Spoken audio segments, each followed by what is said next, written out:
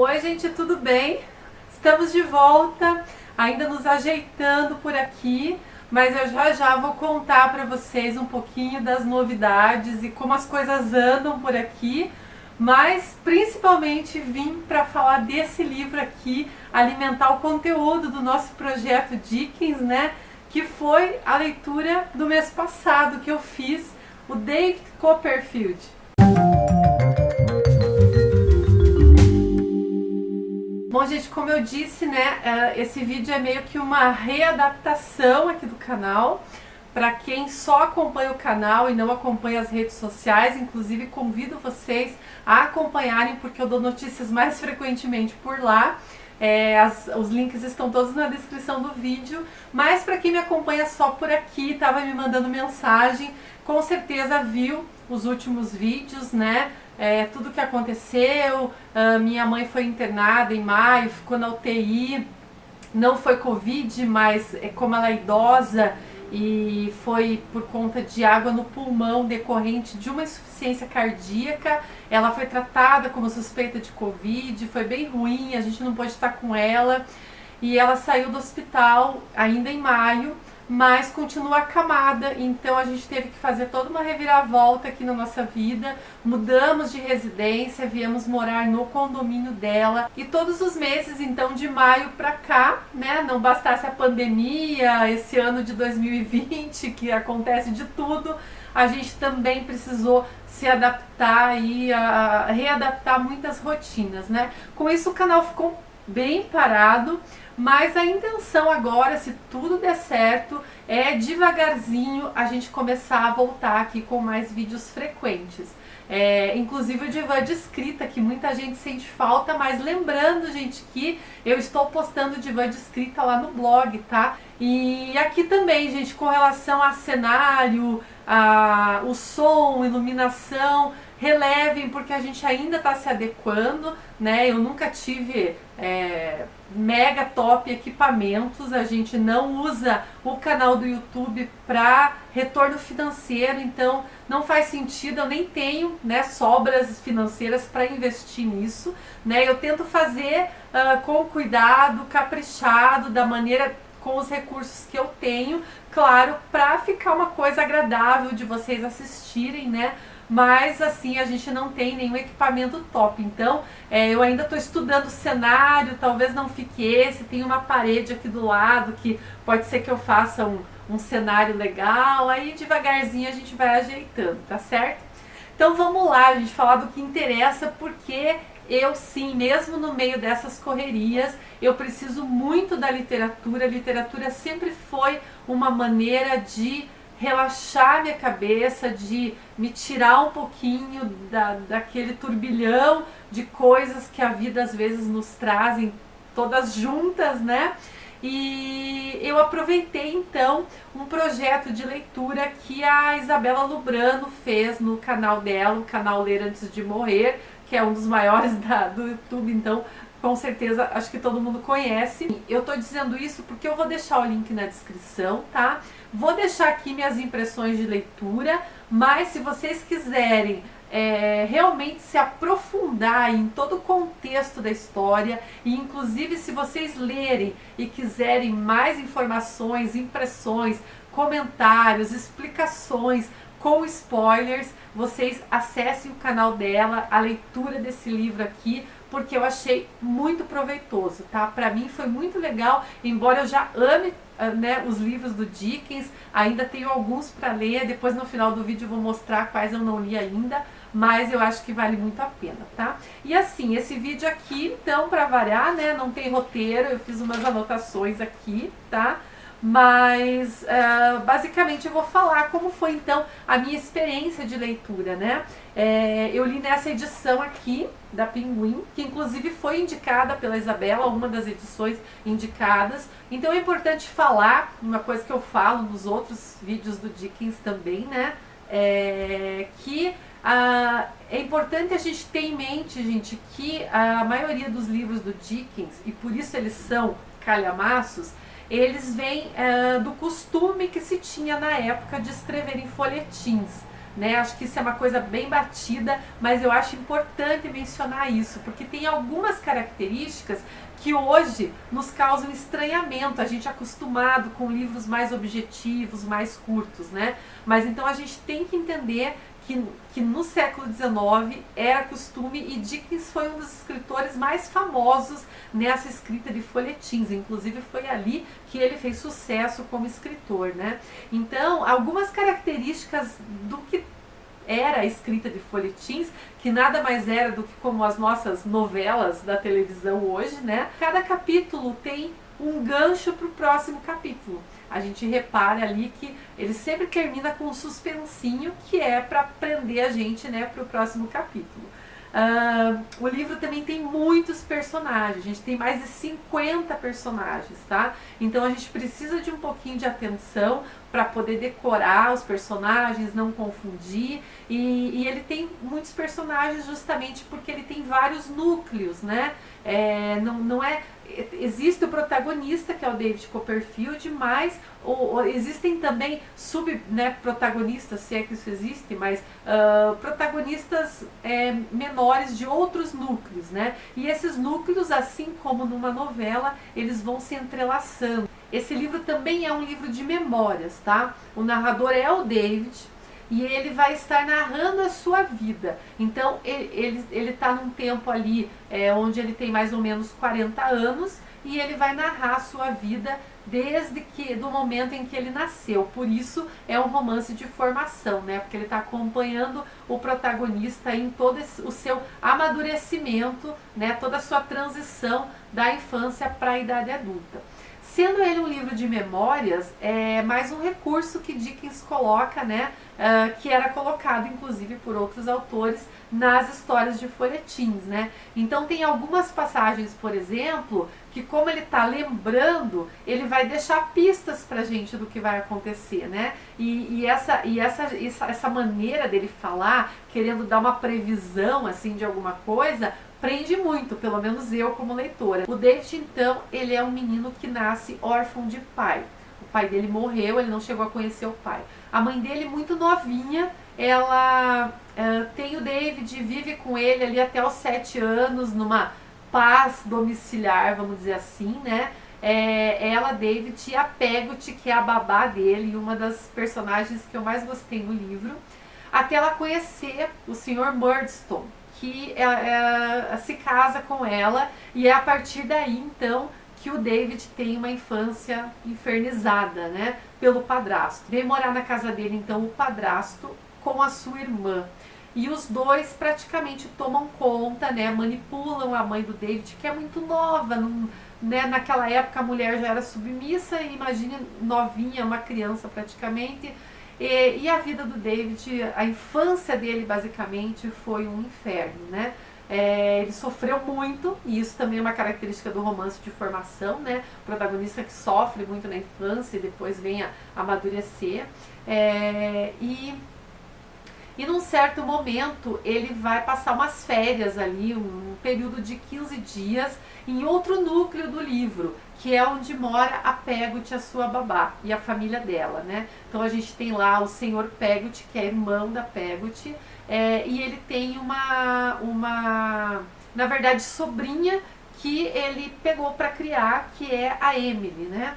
Esse núcleo é um núcleo que eu gostei bastante, porque ele é uma vila de pescadores, ele se passa no litoral, é um dos núcleos onde existe mais pureza, e é um núcleo que sempre fez muito bem ao David, né? Então a gente tenta acompanhar o protagonista, né, e tentar se sentir bem junto com ele, né? A Emily, então, era essa quase considerada uma prima do David, né? E quando ele ficou esses 15 dias na infância com ela, então ele gostou muito, se apegou muito com a menina, né? E numa certa passagem, quando eles vão até o mar, ele fala assim, ó: houve um momento, não digo que tenha perdurado, mas houve a partir do qual fiz a mim mesmo a pergunta: teria sido melhor para a pequena Emily que as águas tivessem se fechado sobre sua cabeça naquela manhã, diante dos meus olhos? E então respondi: sim, teria sim. E aí a gente já tem, né, aquela... O que vai acontecer de tão ruim com a menina? E eu só li isso, gente, porque isso tá no começo do livro, tá? Então, você começar a ler, você logo vai ler essa passagem aqui, né? Mas é um dos exemplos de alguns que acontecem no livro, de que a gente tá ali, de repente, o narrador dá esse insight aí pra gente e que faz com que prenda mais a gente na leitura, né? Pelo menos acontece comigo. Era uma característica dos folhetins também, porque eles precisavam prender a pessoa, né, por uma semana, geralmente, até sair o próximo capítulo no jornal. Por ser um livro de memórias, uma coisa que eu gostei bastante também foi que, diferente de vários livros que eu já li, o Dickens consegue fazer isso. A escrita dele é tão dinâmica, eu diria, que ele consegue fazer com que o narrador, que tem seus 40 anos, quando está contando um episódio da sua infância, consegue contar pra gente como se fosse uma criança contando. E isso não é fácil, não é todo livro de memórias que a gente consegue ter esse conforto na leitura, a leitura passar a ser agradável por conta disso, né? Então, quando você lê, principalmente a parte da infância do David, tem momentos assim que são tão ternos, que são tão amorosos, e tem momentos que são tão perversos, tão aterrorizantes, que você sente mesmo como se uma criança estivesse te contando, sabe? Eu acho isso muito legal. Ele consegue ser, no decorrer do livro, ele consegue manter a linguagem condizente à idade do personagem. Isso é uma coisa que eu acho bem legal. Importante falar que esse livro aqui, ele não é uma biografia, mas ele tem muito da vida do Dickens aqui. Tanto que no próprio prefácio, o Dickens, escrito pelo autor, o Dickens fala que o David, de todos os personagens que ele considera uma família, filhos dele, como todo pai afetuoso, ele tem um filho preferido, que é o David Copperfield, né? Então a gente já reconhece isso quando ele afirma, justamente porque ele coloca muitos aspectos da vida dele aqui nesse livro, né? Então algumas coisas já falei em outros vídeos, também não vou ser repetitiva, mas o Dickens teve uma infância bem conturbada, assim como o David. Ele não foi órfão de pai, mas o pai dele tinha o hábito de contrair muitas dívidas. E inclusive tem uma passagem aqui, a gente tem um personagem aqui que é um outro núcleo, tá? A família toda é um outro núcleo, que é o Sr. Micawber. O Sr. Micawber, ele tem esse costume de se endividar. Então ele consegue pagar, de repente ele fala que não vai mais fazer dívida, está endividado de novo, e num certo momento aqui no livro ele vai para a cadeia. E a família toda vai, e o David visita eles, né? Se apega muito à família por conta disso. Então, a gente percebe aqui, conhecendo a vida do Dickens, que ele coloca muito do pai dele nesse personagem. Inclusive, no século XIX, era comum, quando um pai de família ia para a cadeia, eu não sei da legislação da época, eu não sei se era só por dívidas ou por outros motivos também, mas quando ele ia para a cadeia por dívidas, que naquela época sim, a pessoa era presa por dívidas, a família poderia morar com ele na prisão, tá? Para ter a subsistência ali, porque não teria o pai sustentando a casa, né? Então, inclusive, isso aconteceu na vida do Dickens. Ele viveu um tempo na prisão. Por isso ele coloca em várias obras dele características do sistema penitenciário da época, tá? Ele realmente conheceu de perto. E aqui no David, o Sr. Micawber, ele tem um papel bem peculiar, tá? Que eu não vou, assim, detalhar, porque faz parte de algumas reviravoltas que existem no livro, que aí eu vou tirar a graça da história,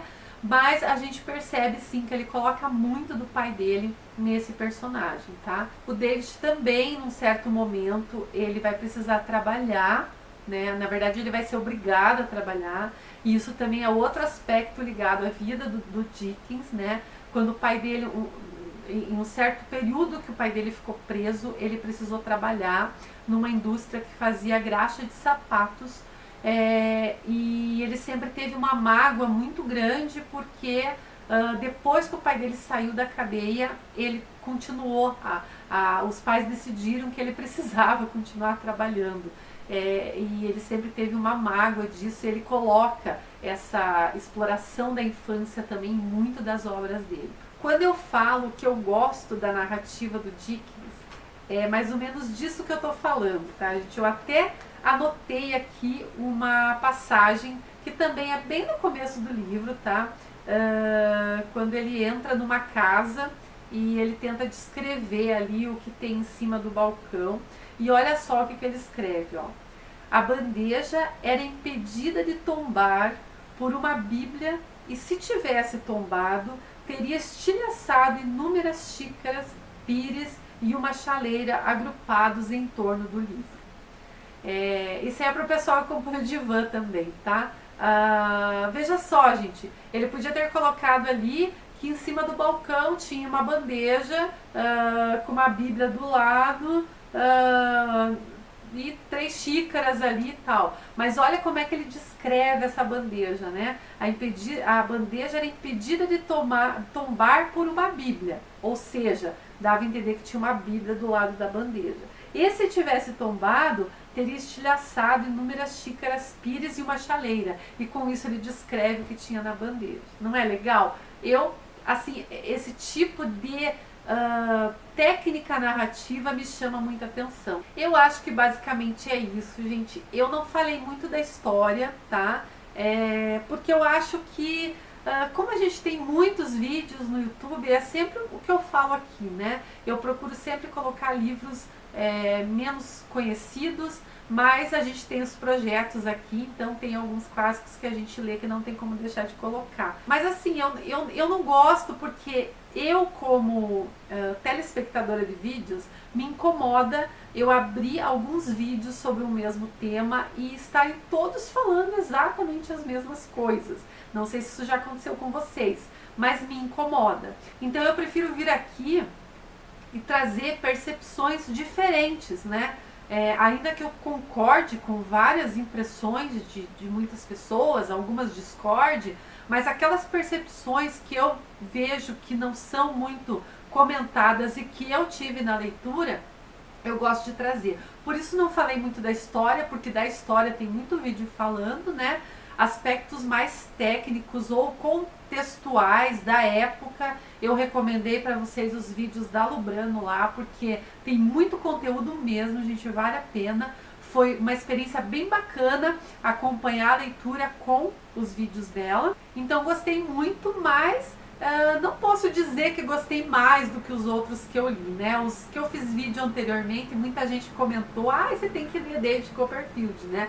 E realmente, gente, gostei bastante, eu sabia que eu ia gostar, mas não tira, né, o tanto que eu gostei dos anteriores, como As Aventuras do Sr. Pickwick, que tem vídeo aqui no canal, que apesar de ser o primeiro livro do Dickens, e claro, ele não tem uma narrativa tão dinâmica e desenvolvida como os livros mais velhos da carreira do autor, mas é um livro que eu gostei muito, que é muito bem humorado e eu dei muita risada, porque eu gosto muito do humor de Dickens. Não vai tirar o amor que eu tenho pelo A Casa Soturna, né, que tem muitos aspectos aí desse meio judiciário, que inclusive tem no David Copperfield também. Ele vai inclusive trabalhar nesse meio, porque fazia parte, né, fez parte da vida do Dickens trabalhar também nesse meio judiciário, né. Então, A Casa Soturna é até hoje o meu preferido, né. Grandes Esperanças, um grande livro também, mas são livros mais ali do final da carreira do Dickens, né? Então a gente tem que levar em conta isso também. O David Copperfield é um livro sensacional, mas se a gente for comparar as narrativas, ele é um livro ali do meio da carreira dele, né? Então ele não vai... ele tem sim algumas falhas e tem aquelas muitas coincidências que eu comentei com vocês. O protagonista David também em algumas horas me incomodou um pouquinho, porque ele beira o excesso de ingenuidade. Eu provavelmente devo fazer vídeos com mais frequência, eu espero, porque eu sinto falta de vir aqui comentar, registrar minhas leituras, tá? mas a gente vai fazer isso, essa readaptação de maneira devagar, porque a correria aqui realmente está bem grande. Eu tenho o meu trabalho oficial, que é prioridade, né? E tem também as coletâneas que a gente tem feito, o conteúdo do Divã de Escrita, mais voltado para os meus trabalhos de escritor, que inclusive provavelmente é tema do próximo vídeo, que não só interessa para escritores, mas também para leitores, porque eu devo vir para dar dicas de livros sobre protagonistas exploradores. Então, se você gosta de livro de aventura aí, de exploração, inclusive tem alguns de não ficção, histórias reais, me acompanhe, que provavelmente vai ser o assunto do próximo vídeo, tá bom? Então a gente se vê. Até lá. Tchau, tchau.